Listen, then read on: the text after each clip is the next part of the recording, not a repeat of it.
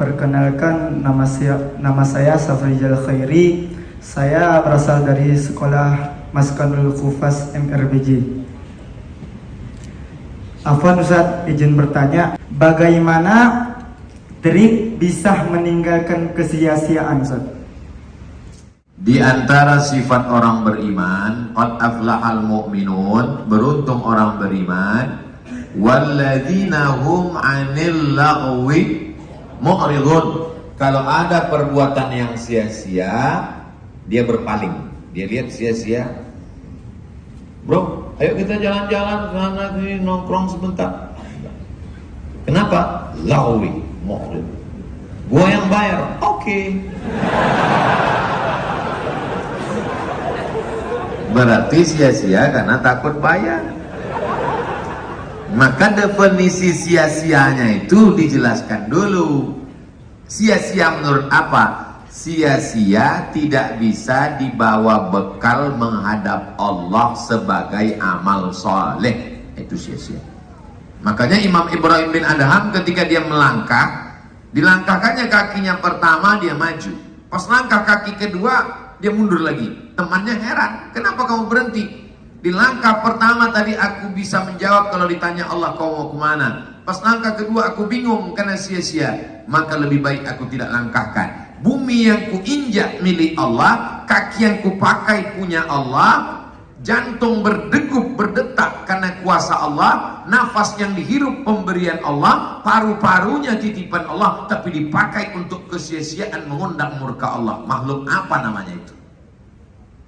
Maka kita senantiasa mesti muhasabah, introspeksi diri. Bagaimana mau menilai kualitas keislaman seorang? Min husni islamil mar'i tarkuhu mala yakni. Kalau mau lihat kualitas keislaman seseorang, levelnya apakah good, very good atau excellent, lihat bagaimana sikap dia terhadap kesia-siaan. Hafal Quran karena dia santri Maskanul Hufaz. Hafal hadis karena dia juara musabaqah tahfiz hadis. Suaranya bagus, tapi ketika ada kesia-siaan dia ikut, maka levelnya tidak ada. Min husni islamil mar'i tarkuhu ma la ya'ni. Kita renung sejenak.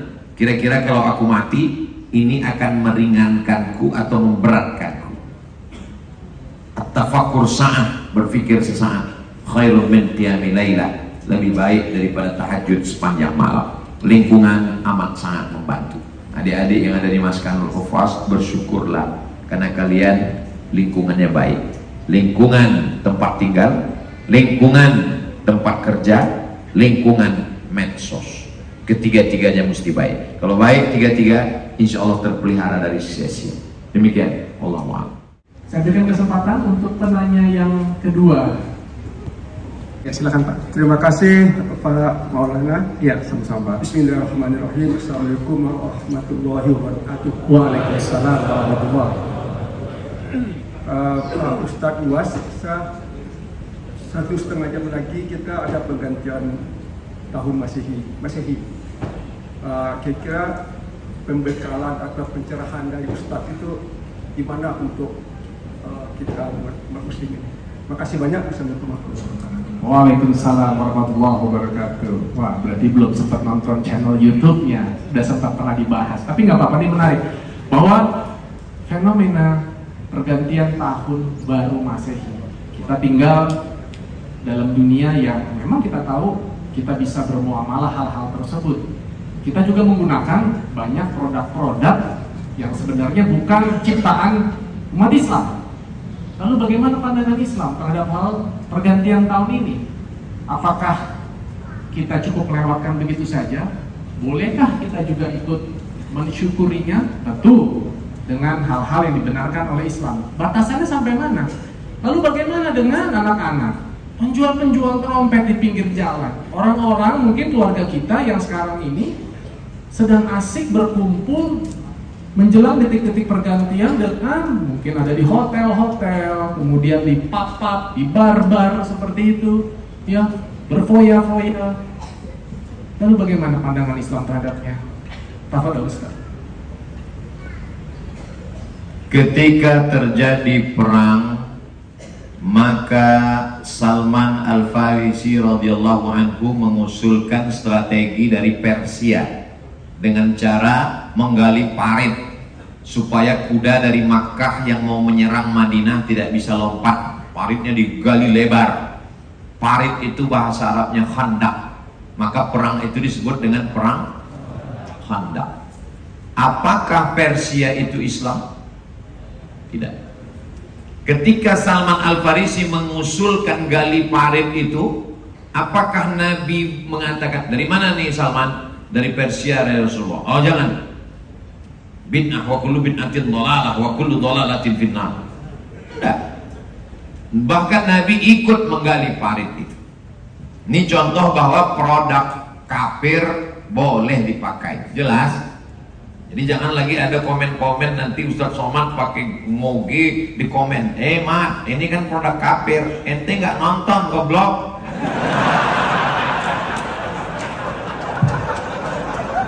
Ya, udah saya jelaskan itu.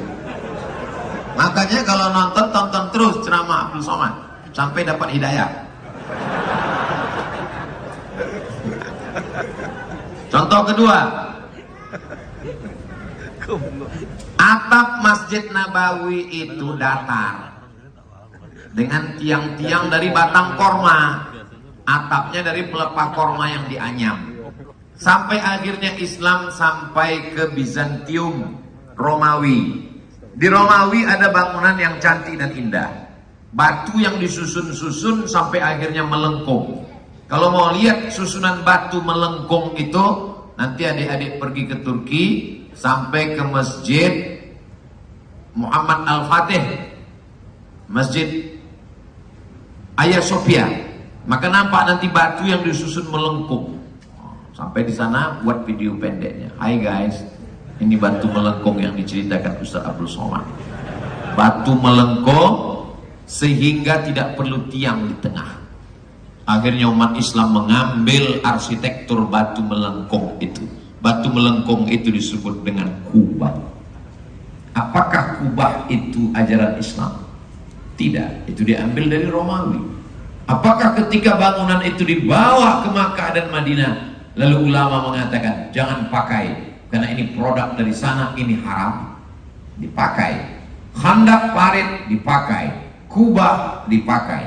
Tiga, ketika Islam sampai ke laut Mediterania, lalu kemudian umat Islam melihat di sana ada satu tiang, di atas tiang itu ada api yang menyala supaya kapal di tengah malam tidak menabrak tepian pantai. Kita menyebutnya mercusuar.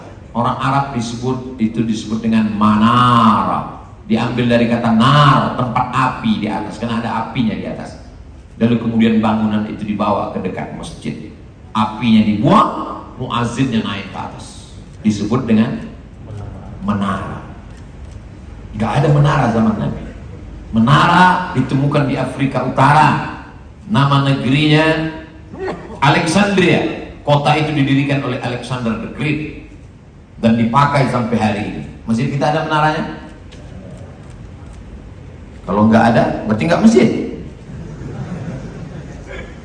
Khandak bukan ajaran Islam. Tiang melengkung bukan. Menara bukan. Kenapa boleh dipakai? Karena tidak terkait dengan ibadah, tidak terkait dengan ritual. Ini ajaran Islam yang membolehkan kita. Setelah saya prolog dengan 3 produk ini, sebenarnya masih panjang, tapi karena waktu kita pendek. Lalu bagaimana dengan kalender? Ada seorang kaisar namanya Kaisar Julian. Maka dia buatlah kalender. Maka kalender itu disebut dengan kalender Julian.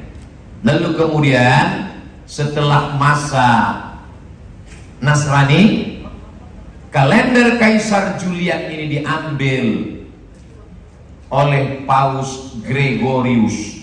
Maka kalender ini sekarang disebut dengan Gregorian Calendar. Tulis Gregorian Calendar. Lalu kemudian ketika terbentuk United Nations, UN, PBB, bukan pajak bumi dan bangunan, Persatuan Bangsa-Bangsa. Semua negeri ini punya kalender yang bingung untuk menyatukannya. Maka disatukanlah dengan kalender yang diambil dari Gregorian kalender. Jadi kalau ada orang mengatakan, oh ini identitas, jelas identitas. Itu kalender identitas, Ben. Karena diambil dari Gregorian kalender. Tapi karena Islam ini berlapang dada menerima apapun. Kita sudah diajarkan berlapang dada menerima Khandaq, menerima Kubah, menerima Menara. Lalu kemudian kalender dipakai. Abdul Somad memakai kalender itu. Dia lahir 18 Mei. Maybe yes, maybe no. Sebagai penanggalan. Tapi kalau ikut celebration acara perayaannya yang sia-sia, maka tidak. Bagaimana supaya anak-anak muda tidak heboh ke sana kemari? Maka alhamdulillah berkumpullah di masjid beramai-ramai, supaya dia tidak di sebagian masjid dibuat acara berzikir sampai jam 12, jam 1 malam. Supaya apa? Supaya anak muda tidak membakar uangnya, tidak kesia-siaan, tidak menghabiskan untuk perbuatan maksiat dan lain sebagainya. Alhamdulillah dulu yang ke masjid itu orang-orang tua. Hari ini kalau disurvei nih wajah-wajah, memang ada beberapa yang tua, tapi sebenarnya itu anak muda yang terjebak di tubuh orang tua. Mereka sebenarnya anak muda yang luar biasa. Cuman mereka fisiknya, mereka itu ibarat kap 70 bodinya, tapi mesinnya itu mesin susun. Susah saya nyebut merek, nanti iklan gratis. Jadi hari ini anak-anak muda dengan penuh kesadaran. Saya lama berpikir, muda, ganteng, punya uang, mau-maunya malam tahun baru ke masjid. Itu kan makhluk unik yang perlu dibudidayakan. Ini makhluk-makhluk seperti ini, makhluk yang sudah hampir punah. Ini namanya pemuda saurus. Wahai bapak ibu di rumah, kalau kalian punya anak muda yang malam ini malah duduk berzikir di masjid tabligh akbar, pengajian muhasabah, kalian adalah orang tua yang berhasil. Dan kalau kalian mau cari menantu, datanglah ke masjid malam ini. Aku sudah iklankan kalian, kalau nggak laku juga, serahkan kepada Allah. Demikian Bang. Terima kasih. Izin bertanya, Ustaz. Sebelumnya perkenalkan, nama saya Muhammad Ridho Maulud Sitorus. Kami dari pesantren Tahfiz Masjidul Hufaz MRBJ, Ustaz. Jadi Ustaz, setiap kita pasti pernah merasakan putus asa, Ustaz.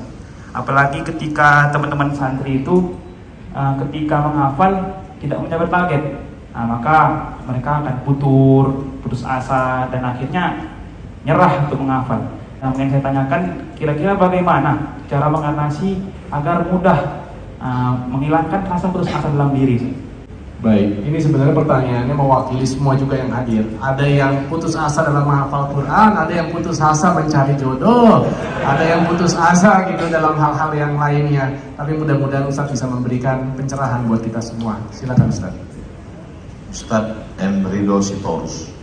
Sitorus itu bahasa Batak artinya istiqomah. Sitorus. Sitorus berarti terus. Jadi memang beliau pas untuk menjadi guru tahfiz. Jadi kalau ada kalian yang bengkok-bengkok, terus kan itu. Mudah-mudahan beliau menjadi inspirasi untuk murid-muridnya.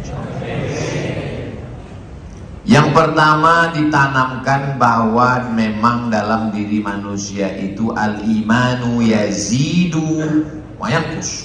Dia bisa naik, dia bisa turun. Yazidu bit ta'ati, dia akan bertambah dengan ketaatan, wa yanqusu bil ma'siyah, dia akan berkurang dengan kemaksiatan.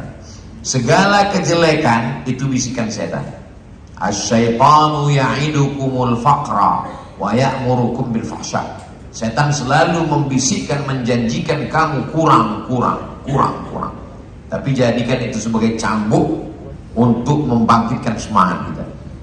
Manusia ini bisa hidup 3 bulan kalau tidak ada beras. Andai tidak ada satu padi pun lagi di Indonesia, Orang masih bisa hidup 3 bulan. Manusia bisa hidup 3 hari kalau tidak ada air. Andai malam ini semua kering, sumur, kita masih bisa hidup sampai hari Selasa, Rabu, Kamis. Jumat udah nggak ada sholat Jumat lagi. Mati semua manusia. 3 bulan tak ada makanan pokok. 3 hari kalau tidak ada air. Tapi orang hanya hidup bisa 3 detik kalau sudah tidak ada harapan. Kalau sudah tak ada harapan, maka tiang jemuran seperti lambayan bidadari. Ya, ikat ke lehernya jatuh. Main ke gedung yang tinggi, dia tengok ke bawah macam sejengkal, terjun, mati, bunuh diri. Maka jangan sampai putus harapan. Dan alhamdulillah kita untuk harapan 2023 semua harapan ada di Bekasi.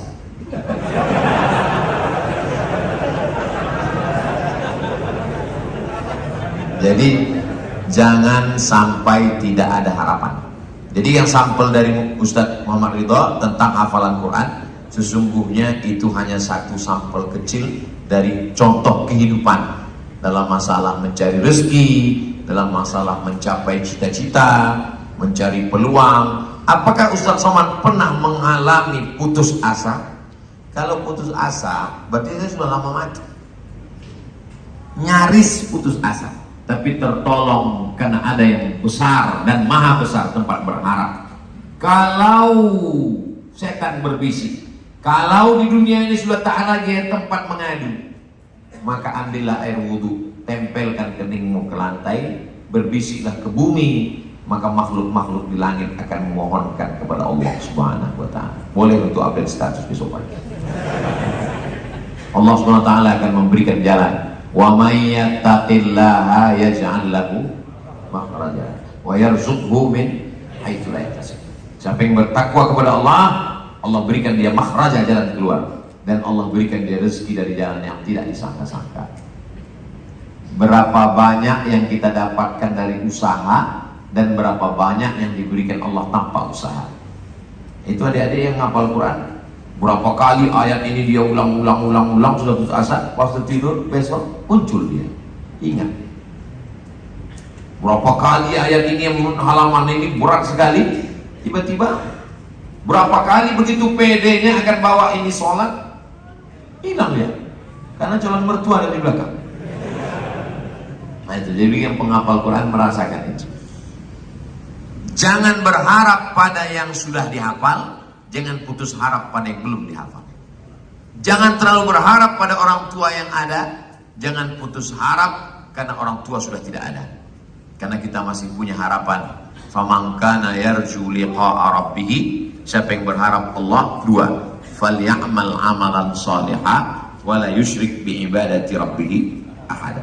Jadi kalau kita banyak istighfar, banyak berselawat, banyak la ilaha illallah, banyak bertasbih, Allah akan kuatkan hati kita sehingga angin-angin yang menyambar-nyambar, bisikan-bisikan untuk putus asa, down, galau, itu akan hilang sendiri. Yang menjanjikannya siapa? Allah. Ala bidzikrillahi tatmainnul qulub. Yang membuat letih itu pikiran, yang membuat capek itu pikiran. Makanya banyak rumah-rumah di kota besar menawarkan supaya kita jangan mikir, karena yang membuat naik kolesterol, yang membuat naik gula darah, kita hindari itu. Yang membuat naik gula darah, asam urat, detak jantung, kencing manis, itu semua berasal dari pikiran. Makanya orang gila itu sehat, karena dia tidak berpikir. Yang membuat imun down itu pikiran. Makanya terkadang sekarang ini banyak orang-orang menawarkan kita gimana supaya nggak mikir. Orang yang pakai sabu-sabu itu nggak mikir. Orang yang ngisap ganja nggak mikir. Orang yang pakai narkoba nggak mikir. Orang yang pergi ke rumah-rumah yang sengaja untuk membuat pikiran tidak bekerja, ditulis di depan, how you can stop your mind. Bagaimana Anda menghentikan pikiran Anda. Dalam Islam tidak perlu pakai narkoba, tak perlu pakai ganja, tak perlu pakai sabu, tak perlu pakai apa-apa. Dengan kau berzikir mengingat Allah, maka saat itu coba perhatikan yang galau, yang macam-macam di pikirannya, nanti kalau kau begini akan begini, kalau kau begini kau akan begini, akan begini.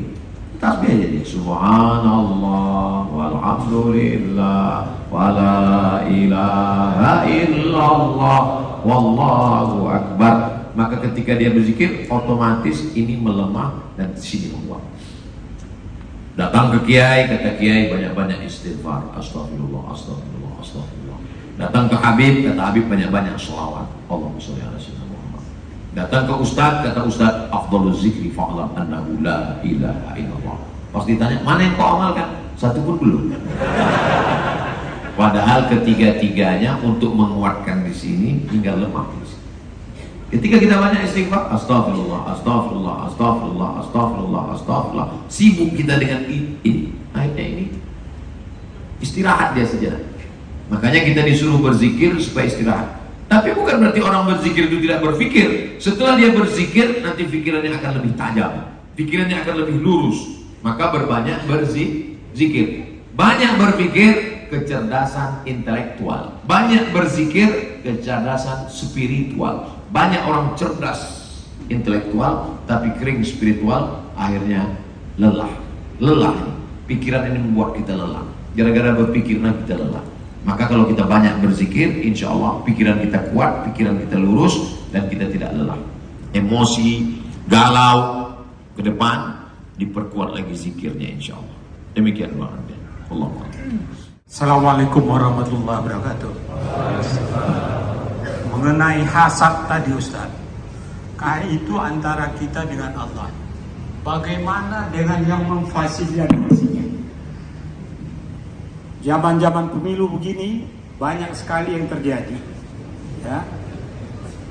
Sengaja difasilitasi untuk melakukan itu. Nah, kira-kira dosanya atau perbuatan yang memberikan ini lebih besar dari yang melakukan atau bagaimana Ustaz? Demikian. Assalamualaikum warahmatullahi wabarakatuh. Waalaikumsalam warahmatullahi wabarakatuh. Man dalla ala khairin falahu mithlu ajri fa'ili. Siapa yang menunjukkan pada perbuatan baik, maka dia dapat pahala yang sama. Mafhum kebalikannya, siapa yang menunjukkan pada hasad, memfasilitasi hasad, maka dia dapat pahala hasad jariah. Jadi dapat yang sama. Jadi kalau dia dapatkan laku hasad sendiri 1, kalau dia tunjukkan kepada 5, berarti dapat bonus 4. 100 orang hasad gara-gara dia, maka teruslah menggeriak itu dosa-dosa hasad itu luar biasa. Dan kalau dia mati, hasad itu terus berlanjut, maka itu yang dikatakan man sanna fil islami sunnatan sayyi'atan. Siapa yang melakukan tradisi yang jelek, hasad tadi, falahu wizruha, dia dapat dosanya, wa wizru man amila biha min ba'di, dan orang yang melakukannya setelah mati, min ghairi an yanqusa min auzarihim syai'un, tanpa mengurangi dosa mereka sedikit pun. Jadi dia dapat 100, yang melakukan itu dapat 100, dan yang itu ditransfer ke dia dan mereka tak berkurang. Itu dia dapat, meriahlah dia dapat panen dosa tadi.